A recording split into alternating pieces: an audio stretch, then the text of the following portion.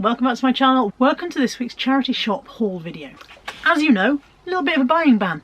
I'm getting better. Did have a day out charity shopping with Josh this week. We went to Yate on Tuesday and I was very restrained. I didn't even take my trolley. That's how restrained I was. I only took a shopping bag thinking I can only buy what I can carry, and I was very, very restrained. Josh actually spent more than me that day. So the day before I went to pick up my my bulk by sacks for my charity shop contact, and while I was in there I bought these two items. Again, nothing major. It's amazing that these have made it home in one piece, because Natalie and I went to the coffee shop over the road. I really needed a wee, and while Nat was getting me a Coke, I came back from the loo, popped my shopping bag onto this leather sofa, sat down at the other end. Don't know if you've ever seen one of those big water slides where it's like a massive inflatable thing in the water. Somebody sits at one end and then somebody else jumps on the other end, and as they land, the person at the sitting end flies off into the water. I popped my shopping bag down on this leather sofa. I sat down on the other side and my shopping bag went boink onto the floor. Two china items, well, two breakable items onto a hard floor in an echoey place. It sounded like the end of the world, and yet they both survived.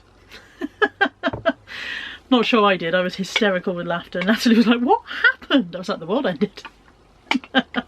I got a Pyrex butter dish. This is, oh dear, I looked up the name of the design and now I can't remember it. Carnaby Tempo, the Pyrex design on there. Carnaby Tempo butter dish complete with lid. Now there are several in solds, but mine has a lid and the other ones don't. So hopefully that will increase it. And I've drafted that at $12.99 for that one. I paid $1.99.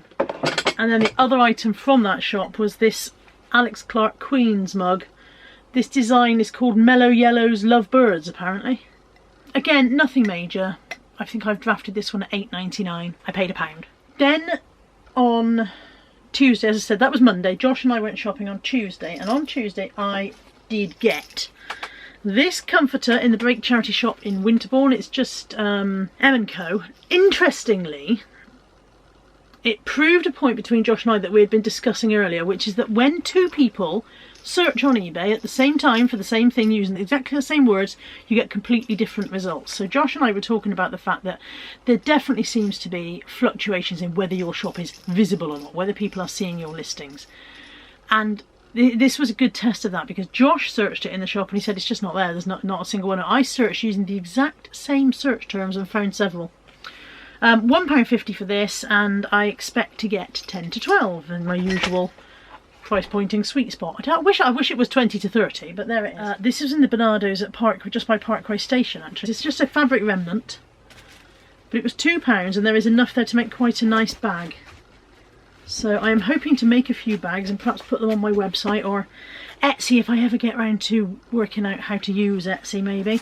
So £2 for that fabric remnant should make something pretty out of that. I feel like I bought something else while I was in there, but I don't know what. It's not here on the table if I did. Interesting.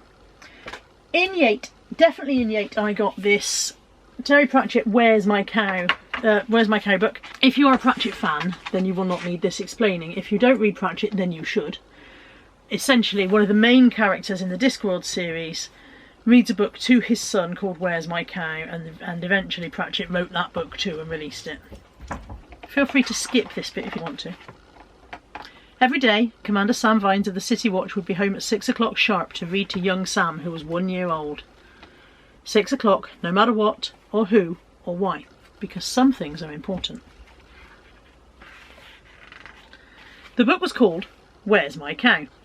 Young Sam loved the book. It was the most chewed book in the world. It was about someone who had lost his cow, and Sam Vines was good at doing the noises. The story went like this.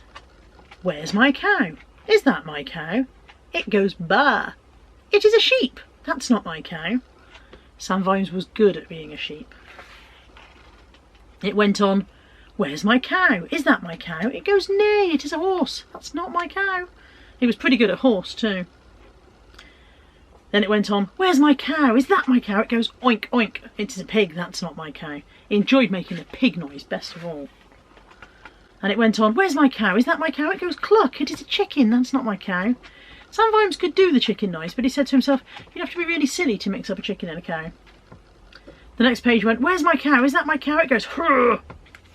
Is that it? It is a hippopotamus. That's not my cow. Sam Vines liked doing the "hurr," but he said to himself, this is getting daft. This is no way to find your cow. So he said to young Sam Vines is a police officer, by the way. He said to young Sam, if you lose your cow, you should report this to the Watch under the Domestic and Farmyard Animals Lost Act of 1809. They will swing into action with keenness and speed. Your cow will be found. If it has been impersonating other animals, it may be arrested. If you are a stupid person, do not look for your cow yourself. Never try to milk a chicken. It hardly ever works. Young Sam thought this was funny. And Sam Vimes thought, why is young Sam's nursery full of farmyard animals anyway? Why are his books full of moo cows and bar lambs? He's growing up in the city. He will only see them on a plate. They go sizzle. Sorry, vegans. I can think of a more useful book, a book with streets in it, not fields, a book about the place where he'll grow up. He tried it the very next night. It went, where's my daddy? Is that my daddy? It goes, bugger it, Millennium Hand and Shrimp. It is foul old Ron. You're not my daddy. Young Sam laughed. You have to be a Discworld fan to get the references, but it's... I can't read it all. We'll be here all day. It's brilliant. It's absolutely fabulous, and I have wanted to own it for a long time. I have the entire Discworld series. I have read them multiple times. I start at the beginning. When I finish, I start again. There's 36, I think, and I read them on a loop. But I've never owned this one, so I'm absolutely delighted with that. I also got these two. They were £1 each, although one was marked at £1.50. The lady said, oh, that's supposed to be £1. So they are the Born to Shop range, and I've got Mothers Are Like Flowers, They Brighten Your Day in a coaster and in a little tray. And also in the Born to Shop range, Joshy spotted me a mug. Where is this?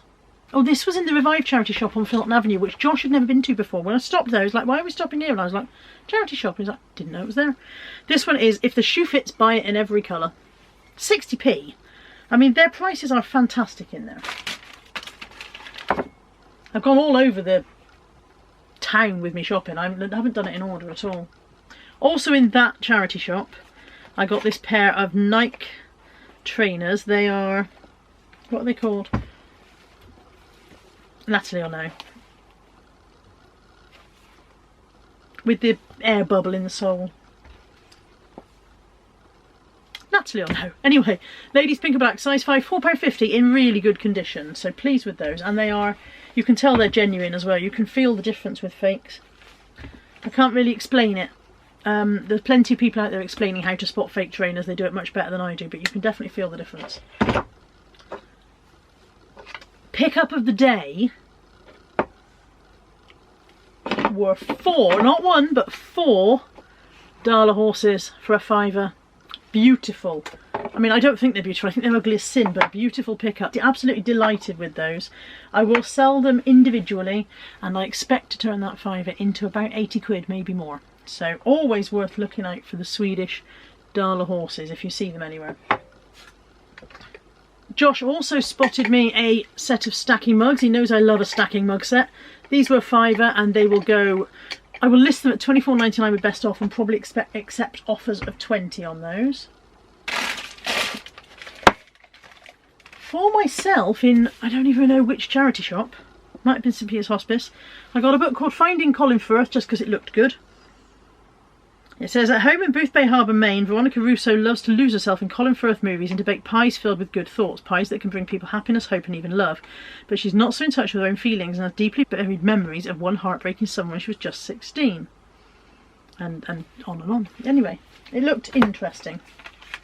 I also got myself The Beautiful South 0898 CD and Good Charlotte Good Morning Revival. They were 50p each. 50p each, they'll go in the car. I only ever listen to CDs in the car. I don't think I even have a CD player in the house. And finally, these last 4 bits are from Luton. I went to Luton yesterday to drop my friend Debbie off to her mum's house and popped in a charity shop that was nearby. This needs a wash because his ear is crusty. Somebody's obviously loved that ear best. It is just a 2 teddy bear comforter. That needs to go in the wash. I also got a stacking Russian matryoshka. I think they're called matryoshka. I don't know how many's in there. We're on to 3 so far. 4. It's a 4-layer doll. That was £1.50. £1.50 for her.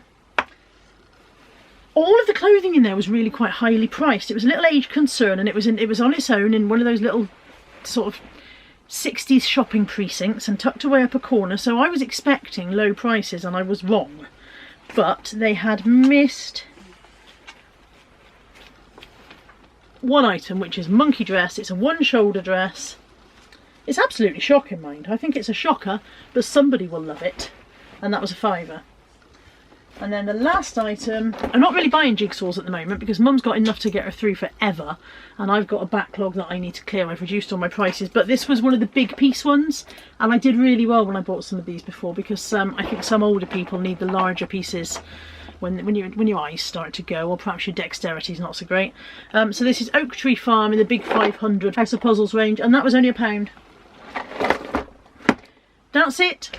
That's the haul and all of the haul. I hope you've enjoyed watching. I have been, I think you'll agree, very restrained. I realised I put it all back on the table instead of in the bag. I've been very restrained. I'm quite proud of myself. I have a massive backlog to work through, as you know. I've got a huge amount of unlisted stock.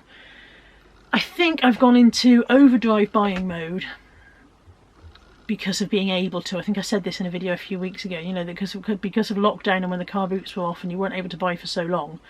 I think it's triggered gatherer mentality. Must get it all, must get it all, must get it all, because they might stop us again, and they might get, you know, we might have more lockdowns, even though they're saying they don't think we will. So I think that's the issue, and I think I may have to stop doing charity shop haul videos every week, because what I'm finding is that because I think, oh, I need to do a charity shop video, I'm going charity shopping for stuff that I don't need, which is silly. That's just silly. Need to have a word, give me a head a wobble and stop doing that. But I hope you've enjoyed this one. Whether or not there'll be one next week depends on whether I go anywhere. I think what I'm going to do is stop going out specifically because I need stuff for a video. That makes sense. Thank you for watching. I hope you've enjoyed this, and I'll see you soon. Take care. Bye for now.